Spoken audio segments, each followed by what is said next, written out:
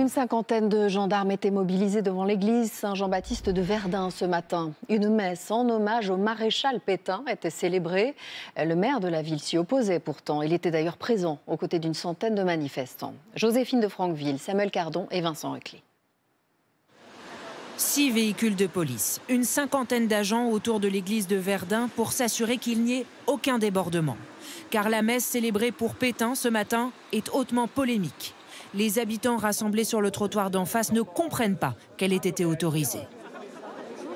Il a été frappé d'indignité nationale en 1945 et là on vient le célébrer, c'est insupportable. Pétain a été condamné en 1945 à la peine capitale pour haute trahison. Cette paroissienne ne comprend pas qu'on en célèbre la mémoire. C'est difficilement acceptable. C'est contre mes idées. Pour moi, ça n'a pas lieu d'être dans mon église. Qu'on célèbre les morts, oui, voilà, faut prier pour eux, qu'ils reposent en paix. Mais là, je trouve qu'on mêle beaucoup l'histoire dans un lieu de culte.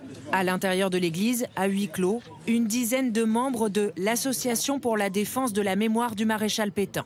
Pas de facho à Verdun, pas de messe pour Pétain. Pour eux, aucune difficulté à célébrer sa mémoire. Vous n'êtes pas d'accord avec les historiens?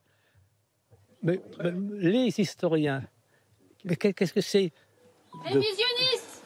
Cette association qui nie le rôle du gouvernement de Vichy dans la déportation célèbre en fait des messes en hommage à Pétain chaque année, depuis 1953. Mais jusqu'alors, elles avaient lieu à la chapelle de l'Ossuaire de Douaumont. Ce qui a mis le feu aux poudres, c'est que l'archevêque de Metz a proposé cette année qu'elle soit célébrée ici, à Verdun.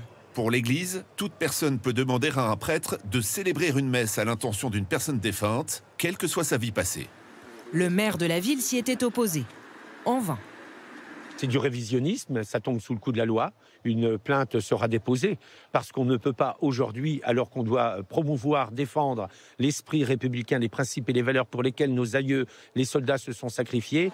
Sitôt la messe terminée, le préfet a en effet déposé une plainte pour les propos explicitement révisionnistes tenus en marge de l'hommage.